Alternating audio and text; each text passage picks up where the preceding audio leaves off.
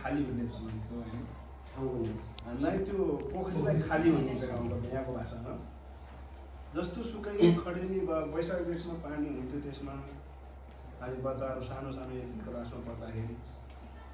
अनि त्यो पोखरीमा त्यो खालीमाथि पौडी खेल्नको लागि त्यो फोहोर कोटा अब त्यो कति थियो त्यहाँ केही पनि अब त्यसको छैन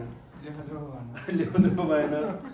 अनि स्कुल आएको बेला अथवा कतै गाई गोठाला गएको बेला तिनी कहाँ जान्थ्यो गाई गोरुहरू थाहा हुँदैन तर हामी त्यो खालीमाथि पौडी खेल्थ्यौँ क्या होइन पौडी खेलिदिन्थ्यो तर चाहिँ अब हामी त्यहाँबाट अलिकति बस्ती तल सरिसकेपछि अब लगभग यो 20-21 वर्ष 22-23 वर्ष अगाडिको कुरा हो त्यसपछि त्यहाँ अहिले जाँदाखेरि त्यो पोखरीमा पानी त क्याउनु पोखरी पनि छैन होइन अब चाहिँ हजुर त्यो पानी त त्यो खाली पोखरी पनि छैन हामी त्यहाँ पौडी खेल्थ्यौँ त्यो उसमा वैशाख जेठको गर्मीमा होइन